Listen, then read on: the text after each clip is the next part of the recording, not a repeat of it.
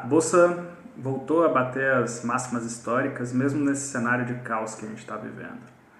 E aí, será que é um topo da bolsa de novo? É hora de ficar mais líquido? Vender as ações?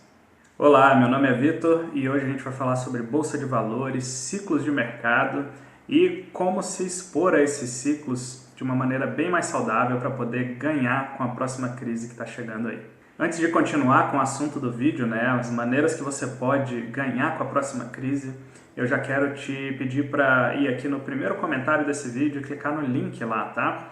Esse link vai te levar para o canal no Telegram, beleza?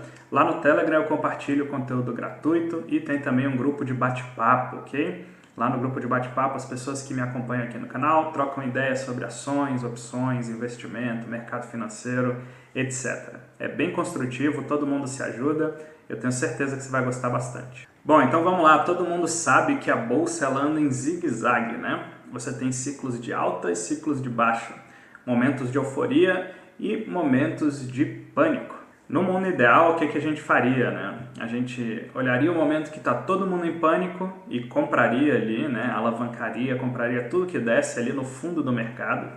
E depois, no momento de euforia, quando a gente sabe que acabou a alta, venderia tudo e operaria vendido para ganhar essa pernada de baixa do mercado. Bom, infelizmente não é tão simples assim, né? Ninguém sabe dizer exatamente onde é o fundo e onde é o topo de um mercado. E mesmo quando os fundamentos já dizem, por exemplo, que as ações estão caras, elas ainda podem continuar subindo muito mais com base em irracionalidade e euforia. E quando os fundamentos falam que elas já estão baratas, elas podem continuar caindo muito mais, também com base na irracionalidade e no pânico. Bom, então como agir nesses ciclos, né? Como não deixar dinheiro na mesa aí nos mercados de alta e como se proteger dos mercados de baixa e saber a hora de entrar de novo no mercado também.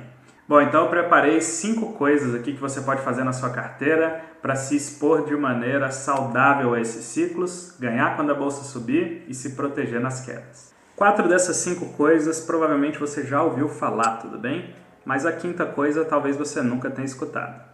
Então, Vitor, se eu fizer essas 5 coisas, é garantido que eu não vou perder dinheiro de jeito nenhum em nenhuma crise? Não, não é garantido, tá? Mas você vai perder menos dinheiro nas crises quando elas vierem, tudo bem? E você vai estar numa posição muito melhor nas recuperações das crises. Então você vai conseguir ganhar muito mais com a recuperação das crises. E além disso, você vai conseguir sobreviver no longo prazo do mercado, tá? Que é uma coisa muito, muito importante. Muitas pessoas ficam no caminho do mercado. E com essas técnicas aqui, você vai conseguir sobreviver aos ciclos de mercado.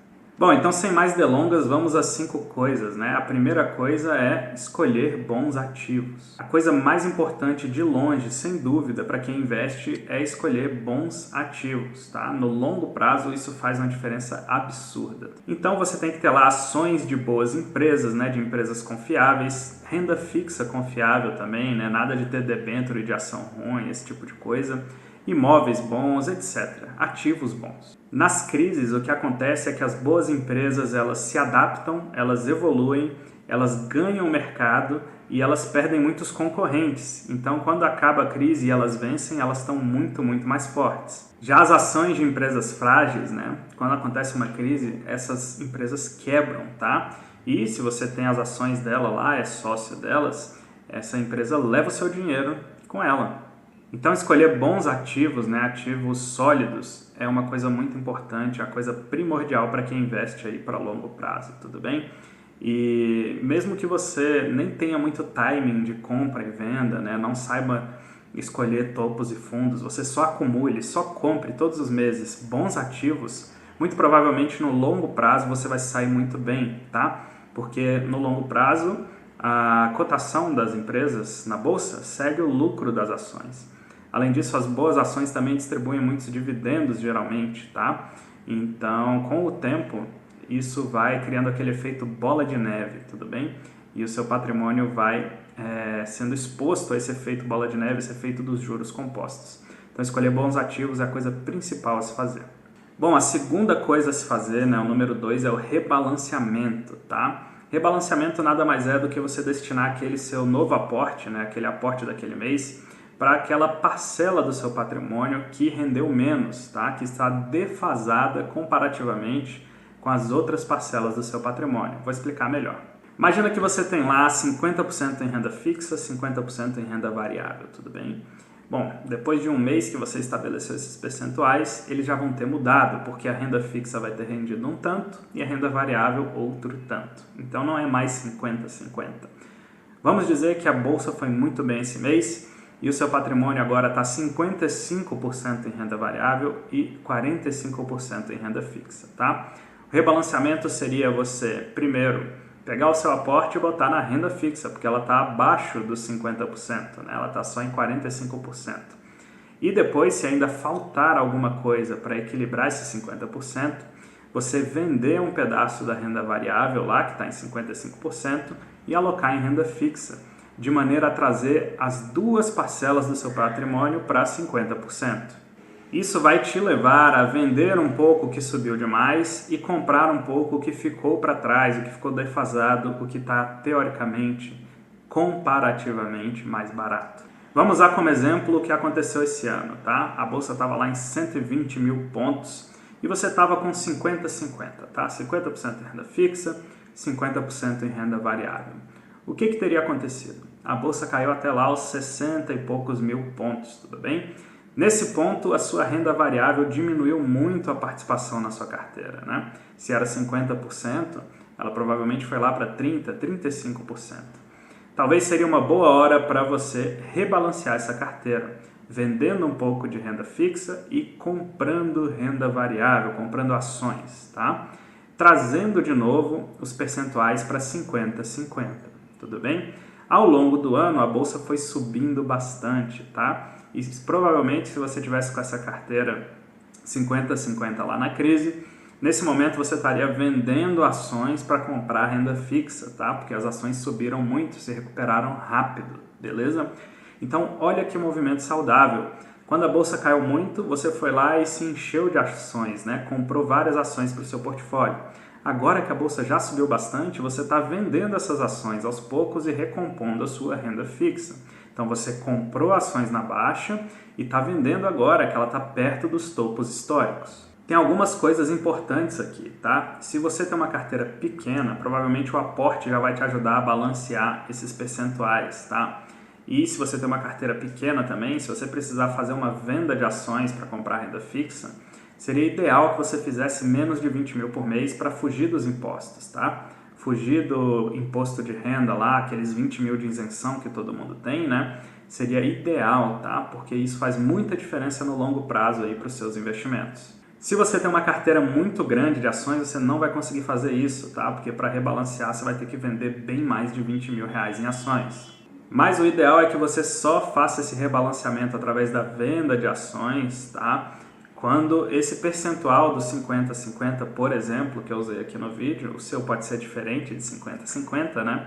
Mas quando esse percentual sair muito da média ali, passar muito dos 50 no caso das ações, né? Porque se você ficar rebalanceando todo mês ali, qualquer 1% que saia, provavelmente você vai pagar muita taxa e muito imposto. Então vai com cuidado nesse rebalanceamento aí, tá? Não é para fazer o tempo inteiro também. O terceiro ponto é diversificação, tudo bem? Então, diversificação não só nas ações e nos fundos imobiliários que você tem, mas também em fatores de risco, tudo bem?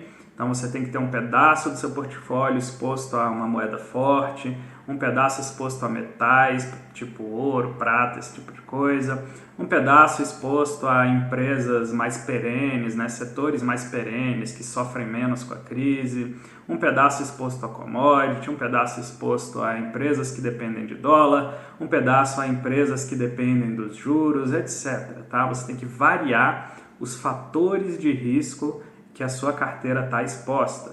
Isso te ajuda inclusive no ponto 2 do rebalanceamento, tá? Porque se toda a sua carteira está exposta a um mesmo fator de risco, quando acontece de dar um problema por causa desse fator de risco, você não vai ter o que balancear, vai ter caído tudo junto.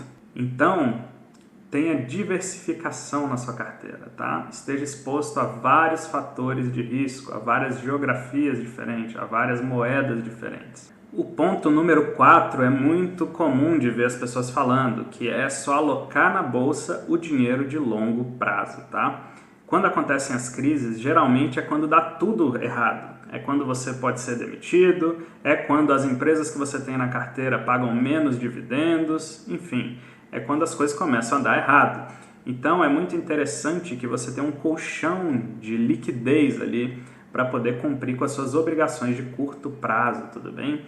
Afinal, já pensou se acontece uma crise e você tem que vender suas ações no pior momento para poder pagar suas contas do mês, sei lá? Não corra esse risco, tá? Então tenha sempre renda fixa ali, pós-fixada, um pedaço ali de colchão de liquidez para você poder usar nesses momentos de aperto. O quinto ponto é usar opções para remunerar sua carteira, tá? Esse é um dos pontos mais legais, uma das coisas mais legais que eu aprendi no mercado, tá? E o que você pode fazer é, se você tem lá uma renda fixa, por exemplo, você pode separar um pequeno pedaço dessa renda fixa e vender puts, por exemplo, tá? E remunerar esse capital.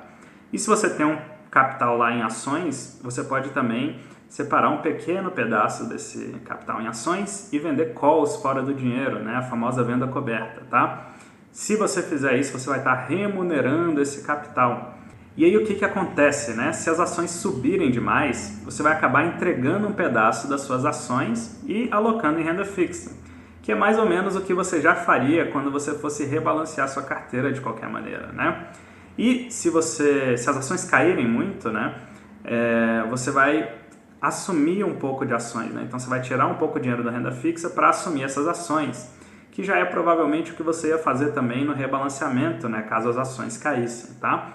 A diferença é que quando você usa venda de puts e venda coberta, você consegue remunerar esse capital enquanto você espera, né, as condições de mercado para poder fazer um rebalanceamento. E olha, remunerar o meu capital com opções foi uma das coisas mais legais que eu já aprendi no mercado, tá?